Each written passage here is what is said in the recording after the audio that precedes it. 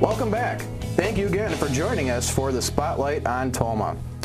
I'm Chris Hanson, your host. With me today is Derek Burnstad, Vice President of Burnstad's Market, and Joe Protz, Director of the Parks and Recreation Department for the City of Tomah. Welcome to the show, guys. Welcome. Thanks for having us. Yeah, no problem. A couple years ago, Derek approached the Chamber, and what he did is he asked us, he said, hey, how can Burnstads get more involved with the community?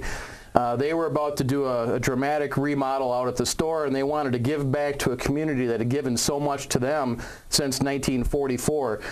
And he had this great idea of doing a Christmas in July concept. And I kind of looked at him a little funny, and I said, well, what do you mean?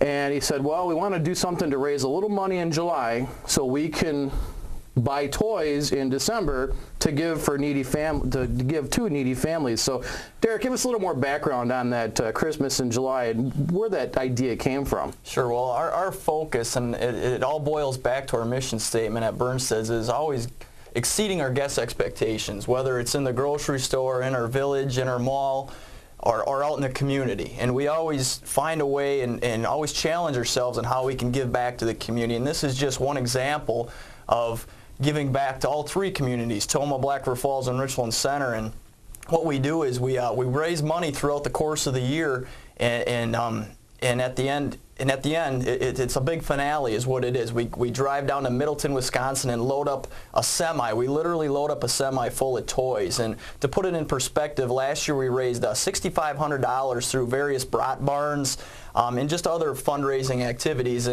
And the Burnstad family, my family, matched that. So we, wow. In all perspective, we threw down $13,000 worth of toys, and we handed them out first week in December for local families. And some of the faces, I get a kick out of this. Our third year doing it, it's in awe. I'm in awe when families, there's a lineup at each store just waiting to receive these toys, and you see there's a lot of tears being shed, and it really hits home. So sure. It's a fun event. And it's not just the Tomah store, it's Black River, correct. It's Richland Center, yep. And Tomah as well. So yep. All three communities. Okay. We're heavily involved in all three communities. We make it a challenge for our store directors to get involved with the Park and Rec, get involved with various activities, various organizations, and just it all boils down to giving back to the community that's supported us since 1944. So, sure.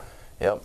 Well, and so in 2009, when we talked about this, Derek wanted to do something a little bit to add an extra spin to this, to put it with the 4th of July celebration. And that's really what we're going to talk about here over the next two segments, is what the 4th of July celebration is going to be in Tomah. It's not just a one-day event. We have 3 days of events going on. So it's enough to encourage people to stay in Tomah, for neighbors to come to Tomah. There's a lot to do.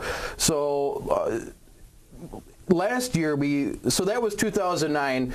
Burnstad's came out. They had brat sales, brat plate sales. They raised a little money, and then we had the fireworks that night. And then Burnstad's took the money that they raised there, added it to the kitty, bought the toys, and then they had the December celebration where they handed out the toys. Last year, 2010, we brought a few more people on board. We brought Joe on board, and we brought the Lions on board, and we took it to the next level. What else can we do? We added music, kids games, the bike rodeo, a lot of neat things that we're going to touch on here shortly.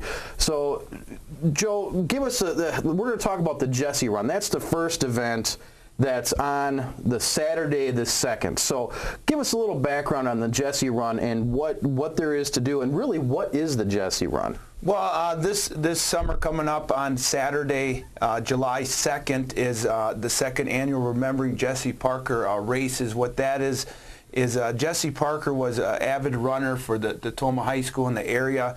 In the summer before his senior year, he was tragically killed in a car accident on a family trip. So teachers, community members, coaches, and people that knew the Parker family got together and wanted to remember Jesse, and what better to have an event in Tomah where people could get out and run, which he loved to do. And what it really brought the community together last year, and this year we're having our second Remembering Jesse Parker races. And it's an event, and this year our theme, it's more than just a race. We're adding some more events. We have a special needs stampede, a senior stroll, we have kids races, and then we have the 10K and 5K running event for that.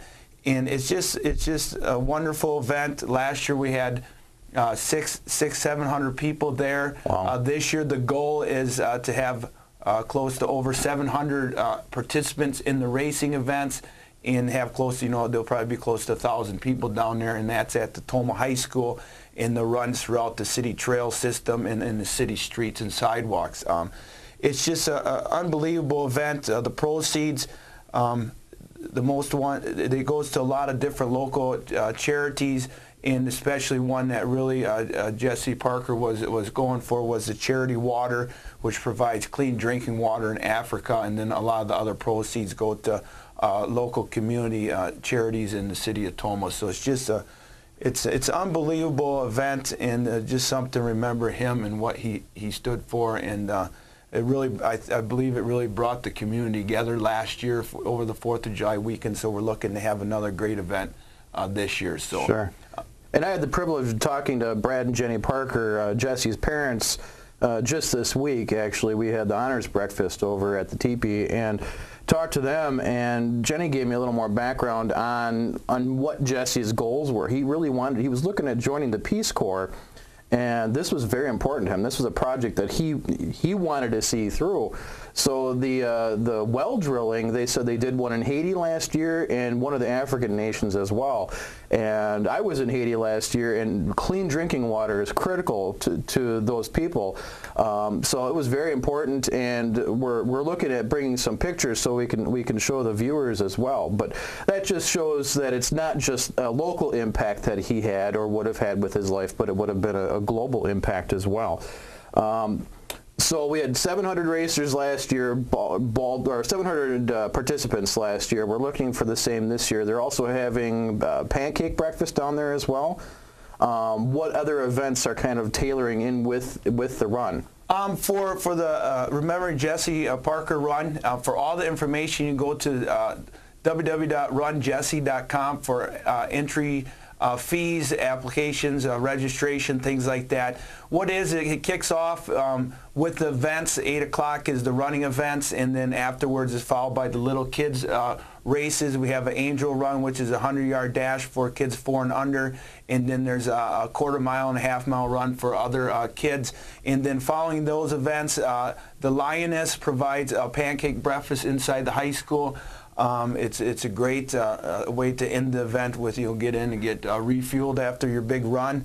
And then it's just kind of a lot of other things going on. This year we'll have more than just a race. That's our theme. There'll be a food drive for Neighbor Food Pantry going on.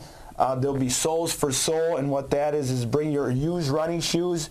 Any used but servable shoes will be donated and provided throughout the U.S. and globally. Again, there'll be information on the Charity Water program, and then there's also a booth set up for organ donations. So that's our theme, is more than just a race.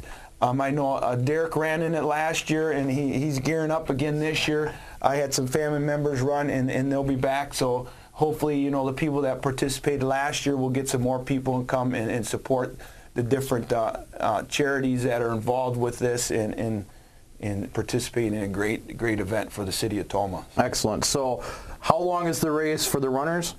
The runners, you could participate in a 10K run, a 5K run, or a 5K run walk. There's a 1K senior stroll.